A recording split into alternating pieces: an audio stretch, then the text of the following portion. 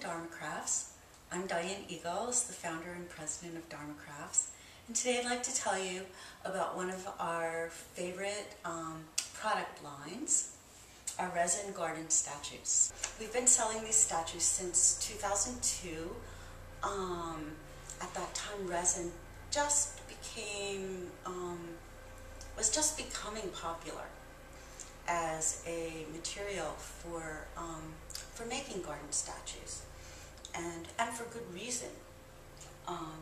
The resin allows for a much higher level of detail than you generally find in a granite or a statue made of some other kind of stone.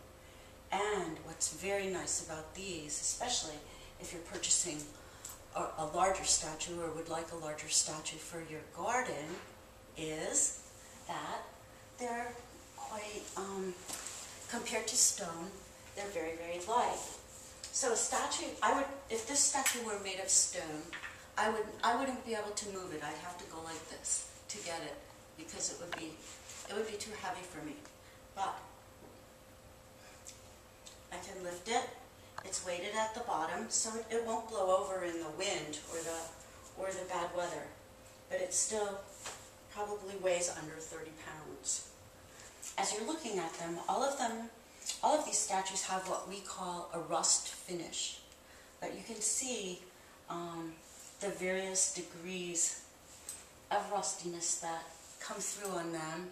It does vary, and it just depends on the statue, because each one is individually made. If you find that your statue is rustier or dustier than you care for, you just leave it out in the rain for a while, and it will weather nicely.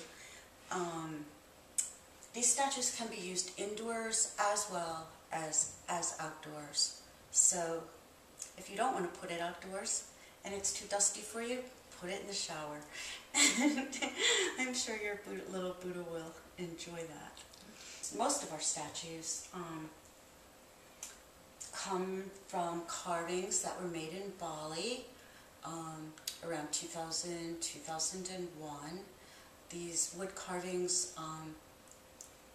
were then brought over here, and molds were made to cast the statues. But even 10 years later, for every statue that's sold, a portion of the sales dollars goes back to the village where the original carving for the statues was made. So that's also a very wonderful thing about this line of statues. It's an extraordinary thing, actually. It's not usually the case. Usually somebody will go over, they'll find a statue, bring it over here, or send it to China, and they pay the villager one time, but that made the statues. But in this case, it's like 10 years that these statues have been in existence, and every single one, a portion has gone back to the people. Thank you for joining me today. It's been a pleasure to talk with you about our garden statues, and I hope if you're designing a garden that you'll consider our beautiful resin garden statues as a focal point for your contemplative garden.